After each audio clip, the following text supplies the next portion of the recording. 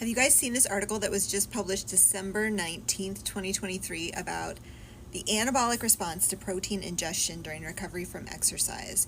So we used to think that after a weightlifting session, you could only absorb 25 grams of protein.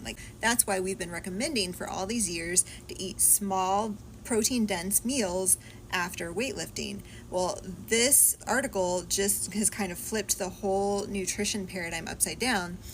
We now think there is potentially no upper limit to the amount of protein that we can integrate into the skeletal muscle in humans after exercise. This is so cool.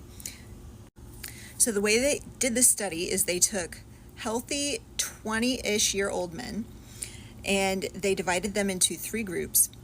All of the men completed a 60-minute weightlifting workout, and then afterwards they were given either 0, 25, or 100 grams of intrinsically labeled protein.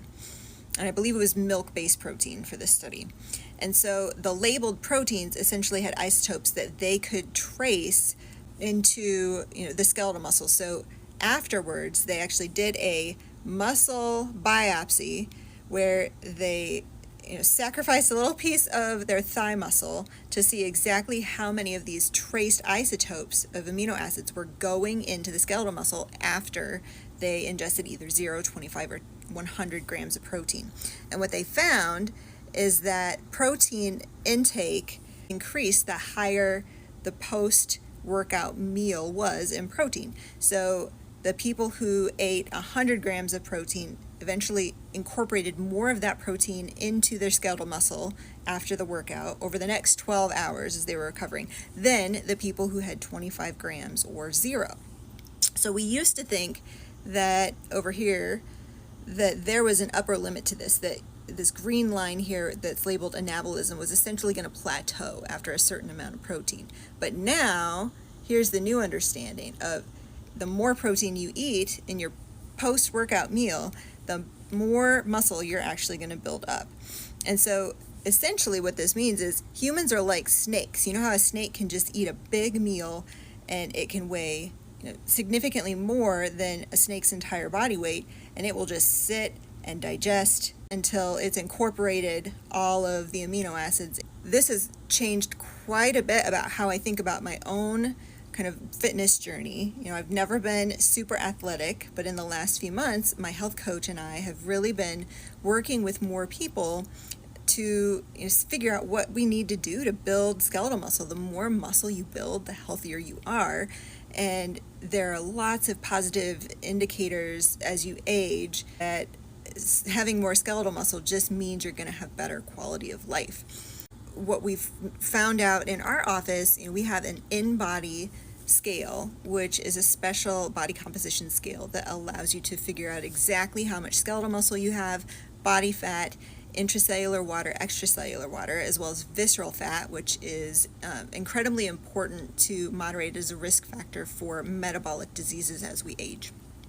Watching skeletal muscle versus fat versus water over the last year using this in-body scale has been so eye-opening, because it really has shown me how difficult it is to put muscle on once you've lost it.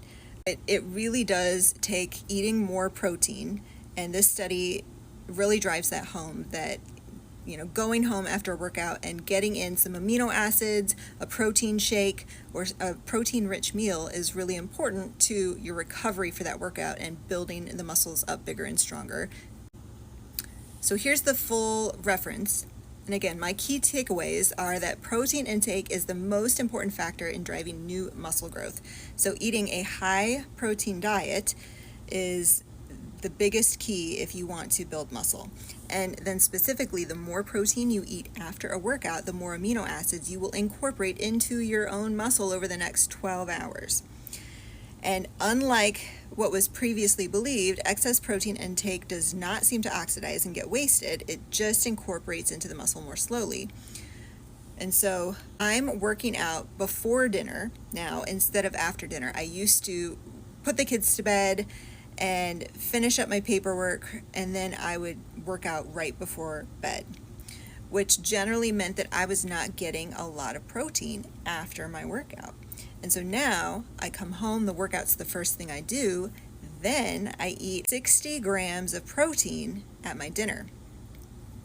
I also supplement with an amino acid formula, which amino acids are just very basic building blocks of protein. So if you are able to supplement with an amino acid formula, your stomach acid does not have to work to break that down. It's going to go right into the bloodstream and right to the muscles where it is needed.